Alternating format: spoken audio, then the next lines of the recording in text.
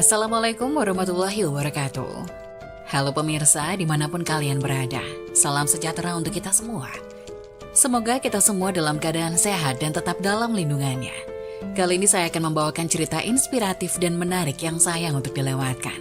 Semoga kisah ini bisa memberikan manfaat dan pelajaran untuk kita semua.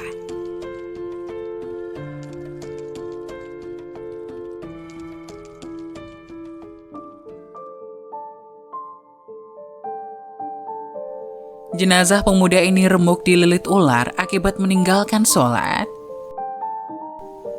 Dalam Islam, sholat menempati posisi yang sangat fundamental.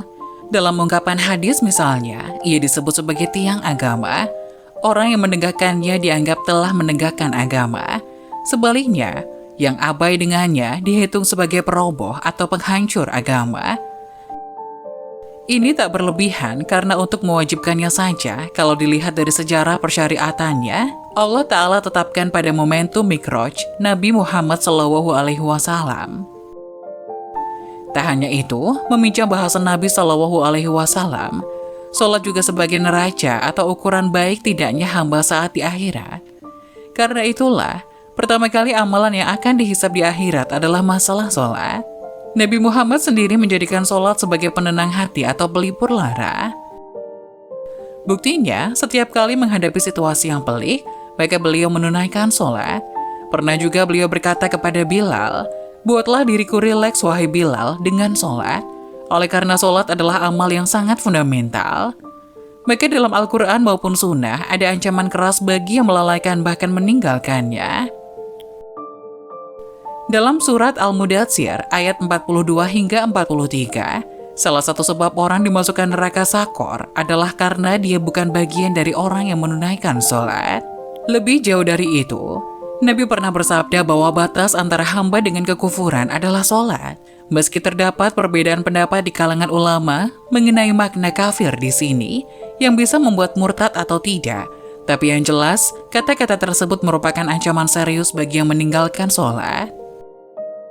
Imam Az-Zahabi dalam buku Al-Kabair meletakkan yang meninggalkan sholat sebagai dosa besar yang keempat. Di situ diungkap bahwa jika menurut surat Maryam ayat 59, orang yang menyia-nyiakan sholat dengan melalaikan hingga mengakhirkannya tanpa ada alasan yang dibenarkan syariat saja akan mendapat kesesatan. Lantas bagaimana dengan orang yang meninggalkan sholat? Meminjam bahasa Al-Quran, mereka akan mendapat wa'il atau kecelakaan. Yang salah satu maknanya adalah suatu lembah di neraka jahanam. Dalam buku Al-Hawfu min Su'il Khotimah, Syekh Mahmud Al-Masri bahkan mengemukakan fakta sejarah yang menunjukkan bahwa ancaman, bahkan siksaan bagi orang yang meninggalkan sholat pun tidak harus menunggu di akhirat. Bahkan ketika dikubur pun ada yang sudah merasakannya. Saat Syekh dari Kuwait duduk di masjid hendak menunggu pelaksanaan sholat Jumat, tiba-tiba beliau dipanggil seseorang. Di luar ada kejadian cukup serius, ada pemuda yang kecelakaan lalu lintas. Anehnya, setiap kali kubur digali, selalu muncul ular besar. Bahkan saat Syekh berusaha mengusirnya pun tidak ada efeknya. Sampai-sampai Syekh itu berkata, meskipun digali sampai 3 kali dan seterusnya, maka ular besar itu tetap akan muncul. Ternyata benar, semua upaya jadi sia-sia. Orang yang berusaha menguburkannya pun dibuat takut oleh ular sehingga lari tunggang langgang. Jenazah pemuda itu dililit oleh ular besar yang sedari tadi hendak diusir.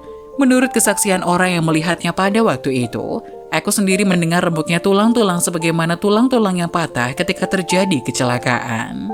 Akhirnya dengan terpaksa, jenazah pemuda itu ditimbun bersama ular. Setelah ia dimakamkan, sang syekh dan muridnya mencoba menemui keluarganya dan menanyakan bagaimana keadaan pemuda itu ketika masih hidup. Tidak ada yang aneh, selama hidup dia memiliki perangai yang baik dan patuh pada orang tua.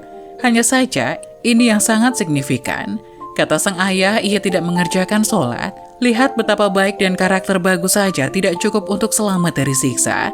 Seolah tanpa sholat, kebaikan hanya akan sia-sia semata. Terlepas dari benar atau tidaknya kisah itu, yang jelas meninggalkan sholat bagi muslim adalah dosa besar. Orang cerdas tidak akan ketinggalan momentum untuk segera memperbaiki sholatnya. Kesadarannya tidak menunggu azab tiba, Keinsyafannya tak menanti siksa menimpa. Peribahasa Indonesia mengatakan, nasi sudah menjadi bubur, tiada guna penyesalan, karena sudah terlanjur dan tak bisa diperbaiki lagi. Semoga kita bukan menjadi bagian orang yang meninggalkan sholat.